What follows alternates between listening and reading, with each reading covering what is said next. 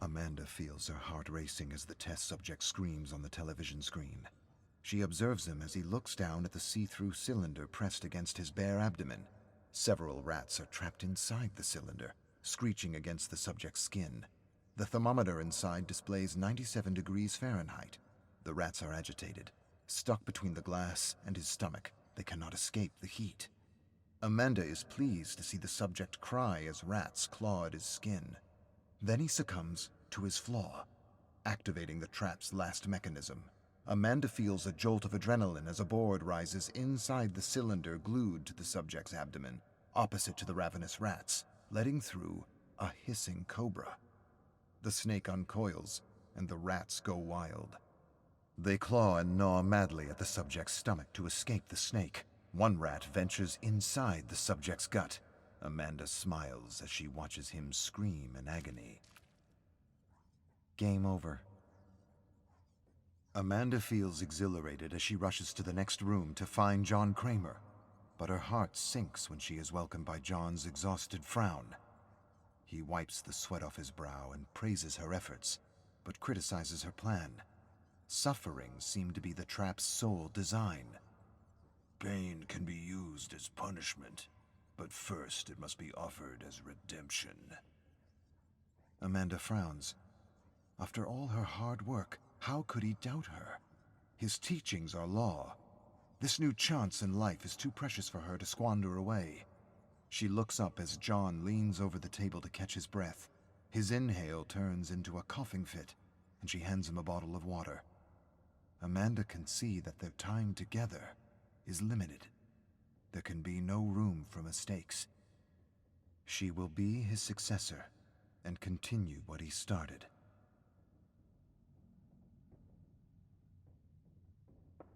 John staggers inside the meat plant. Dark circles are under his eyes, as if he has not slept in weeks. Amanda usually sleeps no more than 4 hours per night, less so before a test. The excitement keeps her wide awake. Amanda's eyes fall on the large folder in John's hands. Another test? John nods. He is compiling information on Grace Wright, an amiable politician campaigning for the upcoming election. Amanda watches him as he massages his temples. He looks worse than last week. How long did she have to learn everything about his craft? A few years? A couple of months? To protect their legacy, she needs to be ready when the time comes. She must continue John's work as Jigsaw, the successor. Amanda reaches for the folder in his hands. Let me show you what I can do. John's tired eyes stare at Amanda, who holds his gaze firmly. She is ready, and they are running out of time. He nods reluctantly.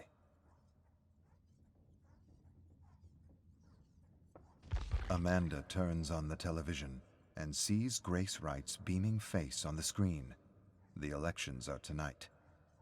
Several sheets slide over the printer's tray, falling at Amanda's feet. She snatches them from the ground. Earlier today, she broke into Grace's inbox to find her flaw. The test must be perfect. Perhaps John will be able to rest once he is convinced that his life's work is in capable hands. Amanda pores over a series of documents and emails exchanged between Grace and a lawyer from 10 years ago. A certain Ben Fairfax threatened to expose a scandal relating to when Grace joined the city council. The lawsuit was settled swiftly. But the emails continued between Grace and her lawyer. Amanda found a report showing that Xanix Industries, a copper exporter in the area, poured waste directly into the Hilford River, contaminating the groundwater. The city's decayed century-old water lines were unable to filter the filth. Grace covered up the lawsuit to avoid adding to the city's increasing taxes. For 10 years, filth has been poured into the water of Grace's oblivious voters. Amanda looks down at the glass of water sitting on her desk. She dumps it into the sink and grabs a bottle of vodka from the freezer. Icy bitterness rolls off her tongue, hitting her palate with a herbal kick. Not an ideal way to hydrate, but safer than Hilford tap water. On the television, confetti are falling on Grace's smooth brown hair. The polls are in. and Grace Wright has been elected as mayor.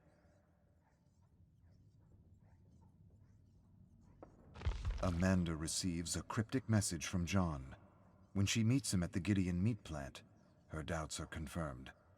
John looks pale and frail. The side effects of his medication seem as draining as the disease itself. His gait is slow and meticulous, as if he is calculating the cost of each step. Amanda grabs his arm to help him sit down. He can no longer conceal his pain, not from her. She examines him as he catches his breath. Beads of sweat are purling above his brow. Her leader, her mentor, her father is dying. Amanda clenches her fist. What will I do without him? Panic twists her stomach in knots, and then another sensation. Something akin to trepidation. No, excitement. A thrilling rush of freedom. Complete control. John asks about Grace's test, and Amanda reassures him. His legacy is in good hands. She will prove it to him.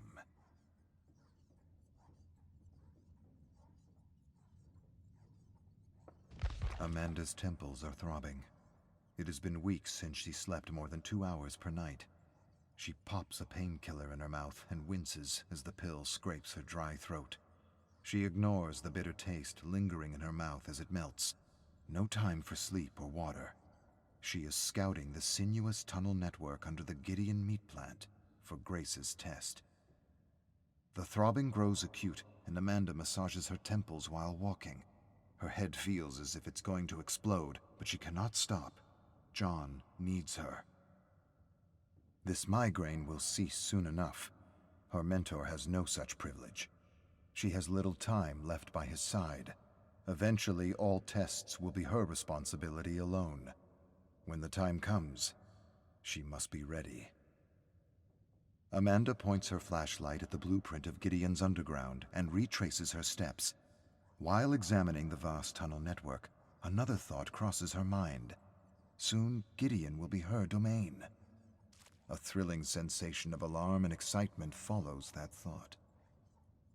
Her flashlight illuminates a familiar fork in the tunnel. Left leads to the underground bathroom, and right leads to the meat plant's wastewater.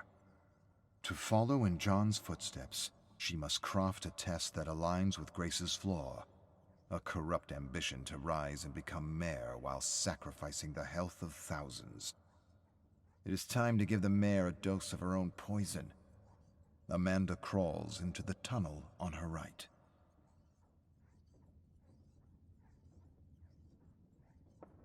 Amanda is hiding in Grace's bathroom behind the drawn shower curtain. Her heart is racing as she waits for the perfect moment to strike.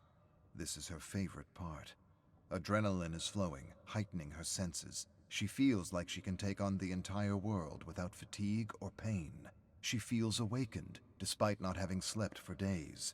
Waiting for her prey, she feels alive and powerful, every second stretching into a blissful, intense high. That is the real power of John's teachings, a second chance at living in a heightened state of mind. Amanda hears the door creak open in the hall. She strains to hear if someone is with Grace. A pair of footfalls confirm what Amanda already knows from Grace's schedule. The mayor is alone tonight. The bathroom door screeches open. As soon as Grace steps inside, Amanda strikes.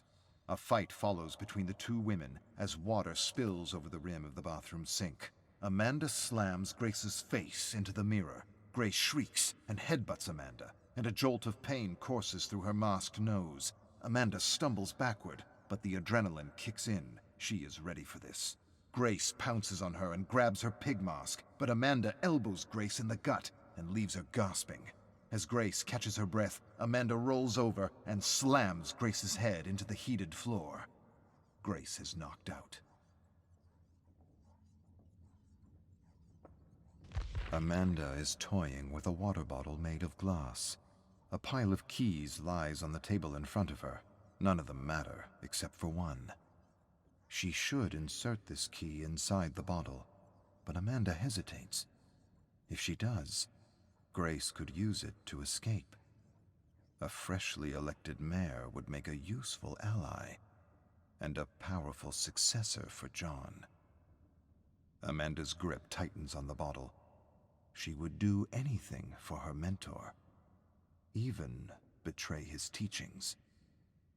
Redemption should only be granted to a select few, after all. She pockets the real key and drops a fake inside the bottle. Then she throws the bottle into a pool of meat wastewater. This is Amanda's design as the rightful and only successor of John Kramer. Game on.